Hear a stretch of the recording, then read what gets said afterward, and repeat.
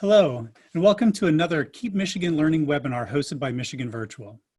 I'm Dr. Chris Harrington, and in today's session, I'll lead us through a conversation with three instructional design experts here at Michigan Virtual. During this conversation, we'll discuss accessibility as it relates to teaching and learning in remote or virtual learning environments. Before we dive into our topic for today, I want to be sure that you know that we have a series of recorded webinars on learning continuity, which are now available on the Michigan Virtual website.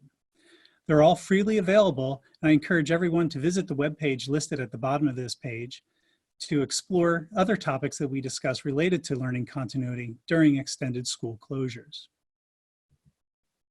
Okay, back to our topic for today, accessibility in education.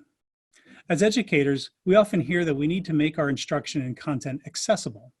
Well, we're going to go into that, what that really means, but I wanted to take a moment now to highlight why the concept of accessibility matters.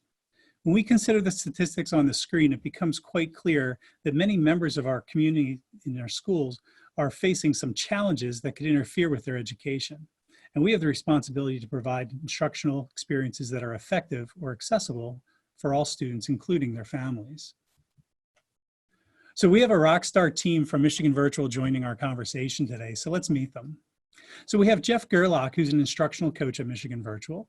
Kristi Peacock is a senior instructional designer. And we have Jill Souza, who's an instructional designer as well. And once again, I'm Chris Harrington. I'm the director of the Michigan Virtual Learning Research Institute. So I'd like to start the conversation by asking Jeff, what do we mean by accessibility? What does accessibility mean in a digital age? Thanks, Chris. So in order to understand accessibility a little bit, it's helpful to start with a little bit of history and the background of the legal precedent with it. And I was a history teacher in past years, so hopefully you can indulge me with a little bit of storytelling.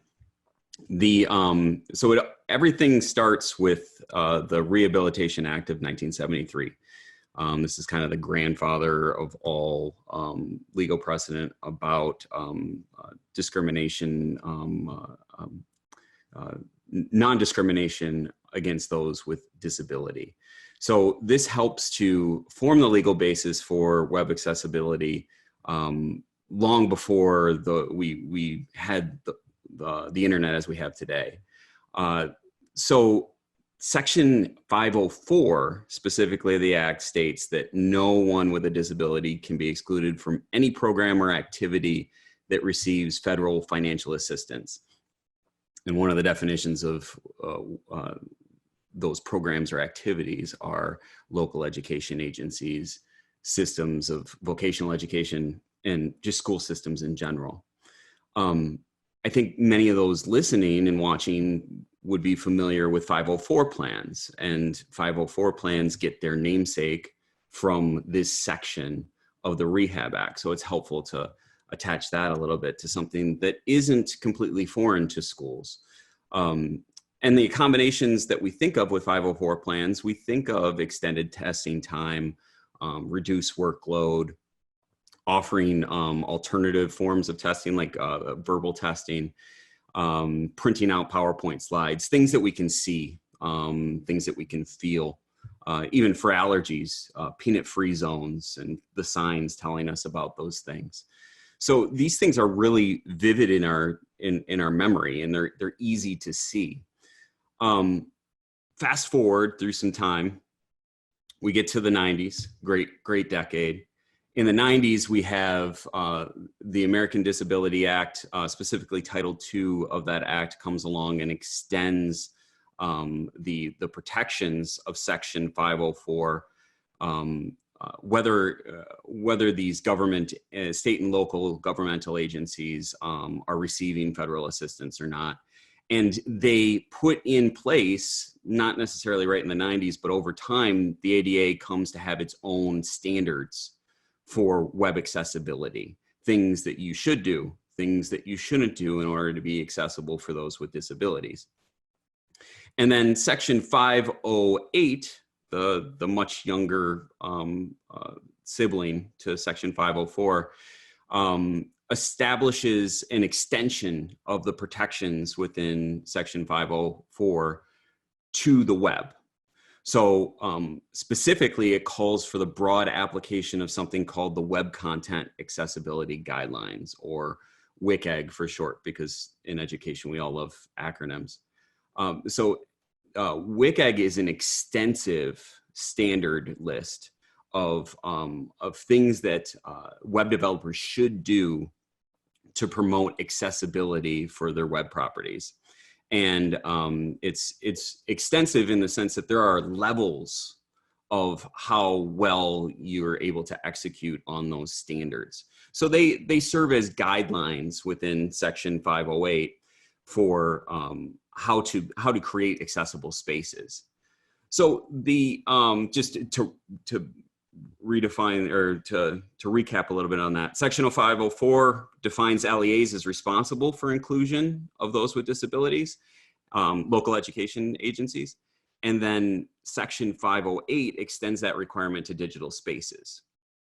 And the implications for schools are that they should be thinking about their web properties as extensions of their learning environments, and maybe even more than that, extensions of stakeholder interactions, whether it's parents or grandparents or other community members that might have a reason to access the district websites, any teacher's website or their Google Classroom, or any of the resources that they link out to from that, be it PDF flyers or whatnot. All of these things need to be accessible for all that need to access it under these legal precedents. So your stakeholder group might be larger than you think. A lot of times when we think about designing accessible learning experiences, we really think about our current students that are in our classroom. We don't necessarily always think about parents and grandparents and other community stakeholders accessing these things, but we need to think broadly like that. And we also need to think present as well as future.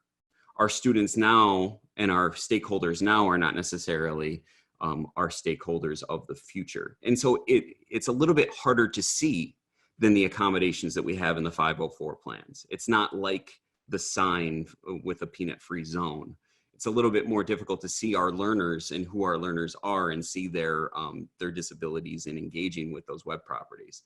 So it's helpful to have a standards list like WCAG and all of these, the ADA guidelines, to help guide what we might consider when we're trying to design accessible web spaces.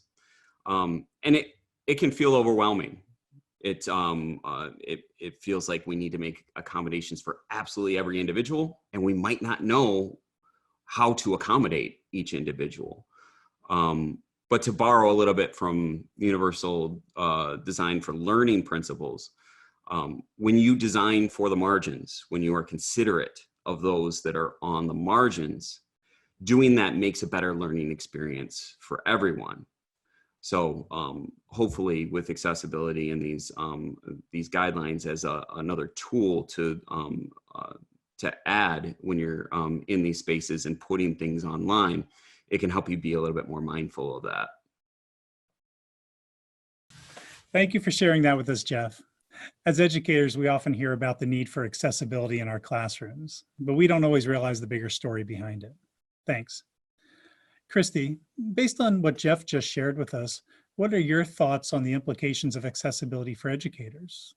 What do educators need to consider with regard to their content and instruction to make sure that it's accessible to all students? First, I agree with Jeff. You know, these documents are really important, and understanding the history of all of this is important. But I also think it's okay to admit that and acknowledge that the accessibility, especially for people who have never really had much need to deal with it, can be really scary. Try Googling the word accessibility sometime.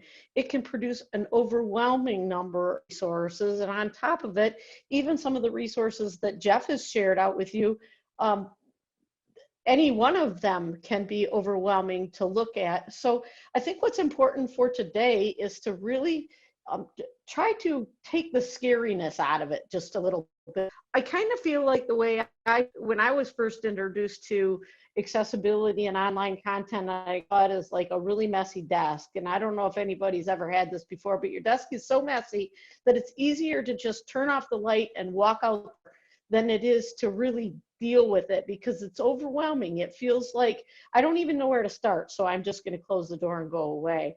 So for me, it's a lot easier to think about accessibility as usability and the idea of creating an equal learning opportunity. So I suggest at this point not to just focus on those 504s and I's that you have, but think about it from a standpoint of this digital environment or this online environment. I have all the confidence in the world that most classroom teachers have a complete handle on what their learners need in a face-to-face environment, but they may need something a bit different when it comes to an online environment. And I would agree with Jeff that besides the fact that, you know, your students right now, you might not know who they're with right now, who are their grandparents, who's their caregiver. In light of the situation, they may be staying with aunts and uncles. And again, you might not know down the road who your students will be. So I think focusing on usable design is important. And it benefits everyone, not just students with physical disabilities or learning challenges. I think that we can all, that typical students will be joined with your content that you put out, whatever it is. But I think good design enhances learning for them too. And I think I'd like to share a quick story with you because I think it will resonate with the difference between accommodating in an online environment and in a physical environment. I taught at a public school, and we had this little girl who was hearing impaired. And to accommodate her, what they did is they put surround speakers in all the classrooms visited every day, and then the teachers wore wireless microphones. And it really helped her. It really helped Kelly. But what it also did is it took almost no time for the teachers to realize that they weren't as exhausted at the end of the day because they didn't have to use that classroom voice. And they also found out that the other students in the class actually paid attention and listened better. Teachers admitted right away that they felt like they had maximum instructional time, spent less time clarifying questions. At the end, the school wrote a grant that outfitted every classroom with the same setup. So if you think about it, what we did for one little hearing impaired girl turned out to benefit all the students as well as the teachers that were involved.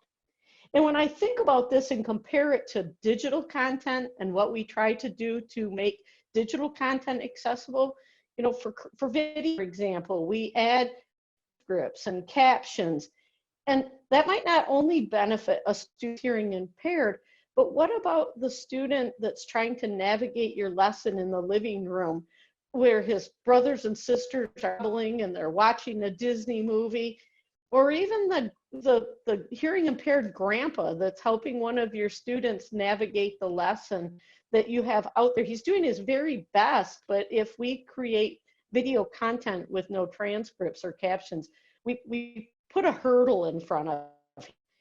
So I guess to reiterate, once again, good design benefits everybody.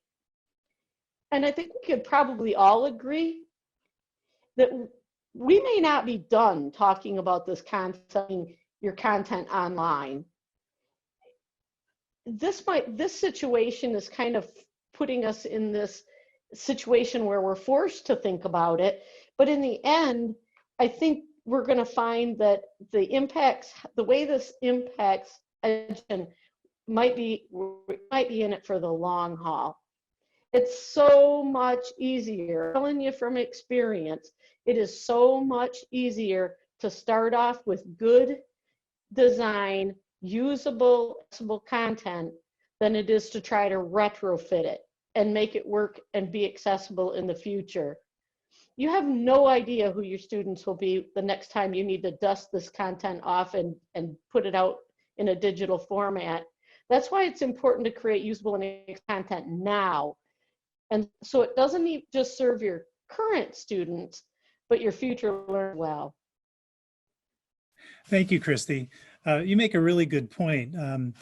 You know, while there may be extended school closures for various reasons, one thing that we also notice is more and more often we start seeing schools adopting digital content, whether it's for fully online programs or for blended programs, personalizing education for students. So all this becomes very, very relevant, even outside of a context where there's extended school closures, and sometimes schools are pushed to move in this direction. I think it's a trend that we've seen coming for a long time now and should extend into the future for sure. Thank you. So let's take a deeper look at this. So let's talk about some tactical things that teachers and administrators, for that matter, can do to increase levels of accessibility for students and families. Jill, could you please share with us some practical ways to think about good design? Sure, and I think it's important.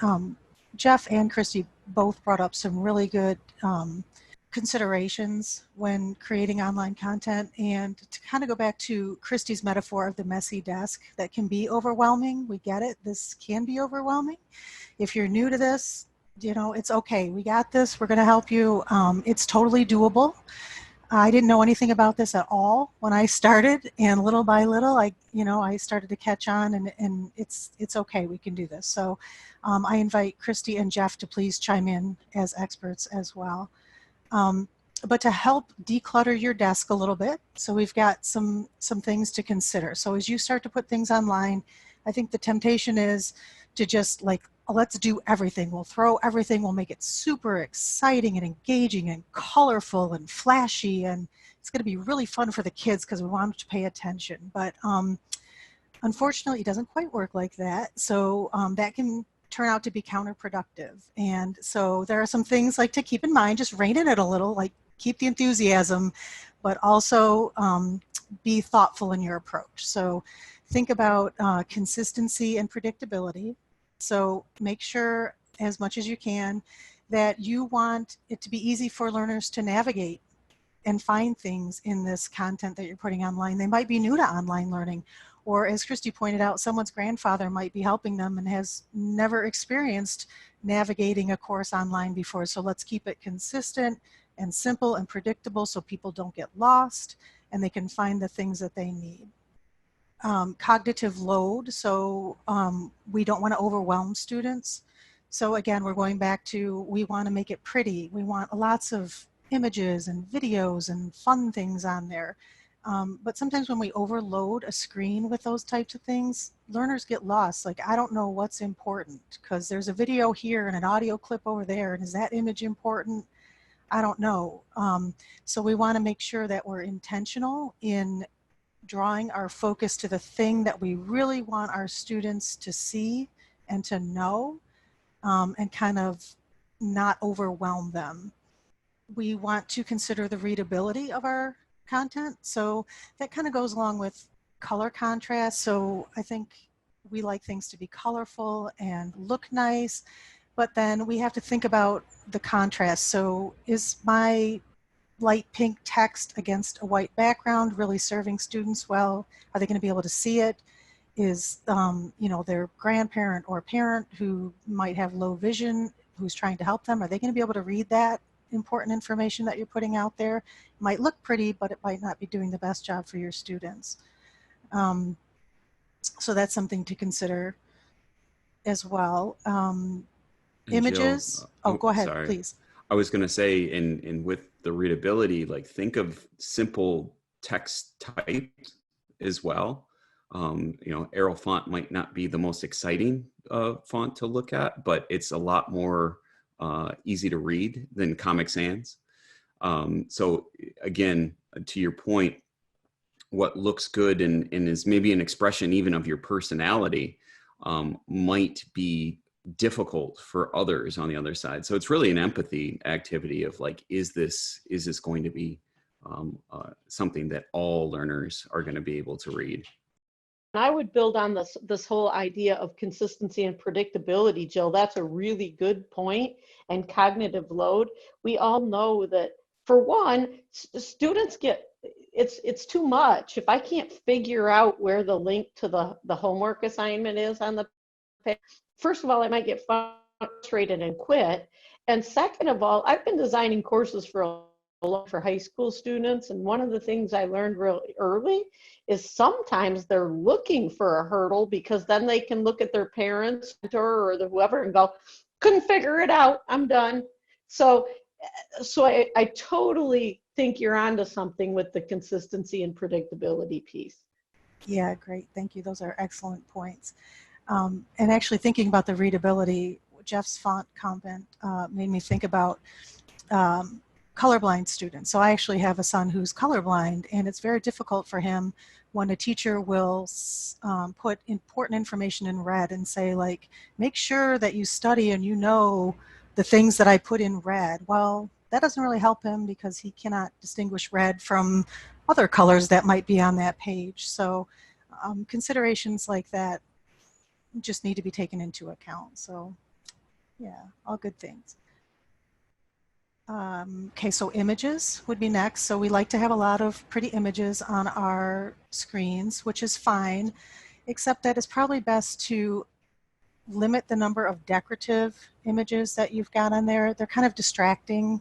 Students might not know, do I really need to know this? They might be distracted just looking at it and miss the image that you really want them to see. Also, images need to have alternative text on them so that a screen reader could pick up and read that image to a student who's using a screen reader. If you don't know how to do that or don't even know what that means, don't worry about it. We've got some resources for you that are going to help you get through all of that. So no worries there. You also want to avoid flashing images. So sometimes we think, oh, it's going to grab someone's attention. If you've ever looked at an ad on a website, they all flash at you like crazy trying to get your attention. But that can actually cause seizures in some learners, so that's something we definitely don't want. So let's avoid those altogether would be a good strategy. Videos, we want to make sure, and I think Kristi and possibly Jeff addressed this a little bit ago. So a video should have closed captioning on it. So it's not just, is there text within the video? It's actual captions that a student could read along or a screen reader could pick up. So like that example that we talked about before, if you're in a noisy place and can't listen to the video, don't have your headphones, you could read along. So that benefits more learners than just the people that really need the screen reader and the closed captioning. So there again, that good foundational design. Documents and hyperlinks. So documents, we don't think about this very often. I think this might be one of the lesser known accessibility issues. Documents actually can have a structure. So like if you're using Word or Google Docs, it's very easy to use the built-in tools to create a structure. So you've got a title for your document. You've got headings that heading 1, heading 2, heading 3, so that a student who does need to be tabbing through or who doesn't have a mouse, I'm working on my iPad and I can't just easily click through, having a real structure to your documents is very helpful. It helps for navigation of the document, and that's something I think that is a little bit overlooked, especially if you're going to use a table in a document. You want to make sure that you've got a header row for the table and that the table reads in a logical order, so that if I am having to tab through, that it's going to read in the order that I intend the student to gain that information. Jill, I'd like to add just a tad bit to that. I know that a lot of our students, when they're working from home, may not be working on a computer that they're used to working with. They might be working on a Chromebook. I know schools right now that are picking up Chromebooks and trying to get students, and they may be used to working with a mouse, and now they're going to use a trackpad. And we also know that we may not be able to provide enough technical support if something goes wrong, but if we can make sure that the TAM function works to work through a document for students, whether they can't use the trackpad hate trackpads like a lot of people do. The mouse battery dies. If we can make sure they can tab through the information, at least they get through it and get to the links that they need to get to, open them up and move on with the lesson. And I'm agreeing with you that functionality could really reduce the number of rules that students might come up with a document. So finally, we have your hyperlinks. When you think about adding a link to your document or your site where you've got your course content, it's best to avoid just copying and pasting that URL, dumping it onto the document, and leaving the messy https:// and on and on and on. It's kind of a nightmare for a screen reader, but it also looks messy. So try instead to have some meaningful content. So if you're sending your student out to YouTube for a particular video, put the name of the video in your document and then link that text. So what they see is a linked, YouTube how to do this video instead of that long URL. Yeah. So I think those are the most common and easy to address things that we can do like right now today when you're trying to get this content online in a hurry. Jill, I think a lot of these bullet points that you went through are helpful, like specific scenarios. But as you were walking through that, I couldn't help but think about how important your mindset is that could be transferred to more novel situations that folks might come across. So for example, when you were talking about documents, you kind of talked about the tab order and everything like that. And a question you were asking yourself there was, what kind of device might students use that is different than mine, where they might have different affordances, different limitations than I have right now. What if I couldn't see and I was doing this? Would I be able to experience this content in the same kind of way that that I'm intending for learners or wider stakeholders to engage with this content? So I even think like that questioning technique that you asked yourself, how is someone who can't see, or even someone who can see, how am I going to know where I'm being taken to when I click on a link, when it's a bunch of unintelligible numbers and letters that are all strung together, right? So I think even like these are really helpful tips that you explained, but even you modeling the questioning that you ask yourself when you make design decisions, I think that's a helpful takeaway for folks as well. That's a good point, Jeff, too, because, here we are on this webinar as sort of experts at this, but we're not experts. There's always more to learn. There's always more to think about, and getting that different perspective is very helpful. Thank you all for that. Yeah, I mean, I consider you all experts simply because you know so much more than we're able to even touch here in this conversation. There's so much more to this. I do appreciate you kind of holding back a little bit and not overloading all of us with this this first webinar, which I see as being the first of a few coming up, where we could take some deeper dives into some of these topics. But in the spirit of Jeff's comment about takeaways, as a group here, would you be able to share some of these key concepts and thoughts that you see on the screen here that we feel are important as for teachers and for administrators to walk away with from this conversation? Yes, right. So I think my key takeaway would be that really less is more for accessibility, but also just for high quality, good, solid design for all learners. So it's just be thoughtful and intentional about what you put on a screen, and just make sure that the things are there, have a purpose for being there, and are not so much just eye candy. Add that I know it seems like time to hurry up and move forward and get things done, but I urge a bit of caution. Take your time, slow down, build good well-designed content now that is accessible and usable for everyone so that you don't have to retrofit it later. Build a strong foundation. If you build accessible content now, as you build your library of content that you intend to share out down the road, you will go backwards and redo it. You'll have a strong foundation to build on.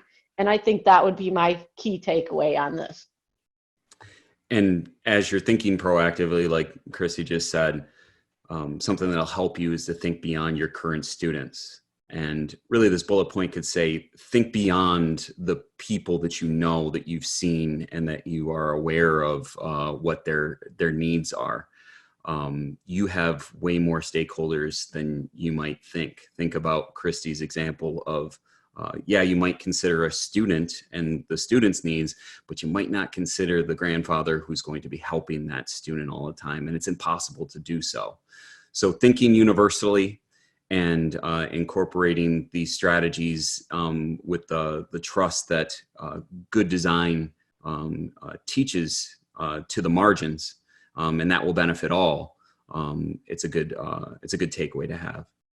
Jill, Kristi, and Jeff, thank you so much for your time today. I know we're extremely busy here at Michigan Virtual, trying to put a lot of plans in place for schools across the state. And you taking this time out to not only plan, but deliver this message is super, super helpful and very much appreciated. Before we go, as we bring this conversation to a close, I do want to highlight a few of the different resources that are available to all schools across the state of Michigan. We have a website called michiganvirtual.org/learning-continuity. At this particular website, you'll see all kinds of resources that are available to you to use as you wish for the purposes of helping continue education during this time of extended school closure.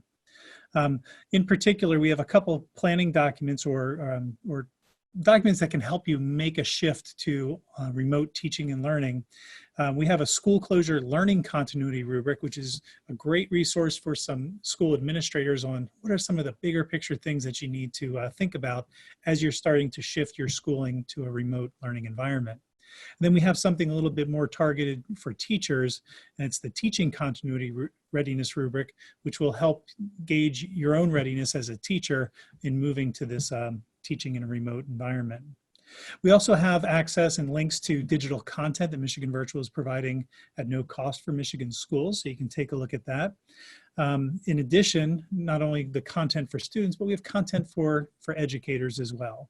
So that would be great for both teachers and for all instructional staff and administrators. So we have that available, and there are links on this at this URL that you can get to that.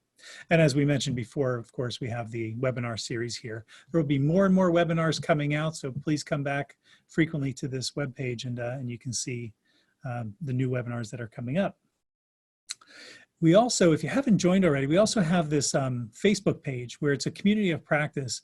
We have over 2,000 people in just over a week who joined and are sharing all kinds of resources to help one another navigate the challenges with our current extended school closure in the state. So I encourage you to join the conversation there.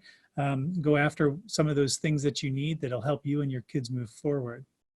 And then, of course, we have another document available through this website. It's a planning guide for school leaders, and it takes a deeper look into all the various components and facets of a school district and what needs to be considered in order to make a full-scale shift to virtual or remote learning. So I do encourage you to take a look at that whenever you get a chance. And that being said, we do come to a close here for this particular session. If you have any questions at all, or you just want to chat a little bit about some of the content in a little bit more depth, please don't hesitate to reach out to me. Again, I'm Chris Harrington, and my email address is here on this slide. You can also get a hold of me through Twitter. My Twitter ID is there, but then the Michigan Virtual Twitter ID is there as well. So thank you so much for joining us. We really appreciate it. And we'd love to continue this conversation. Take care.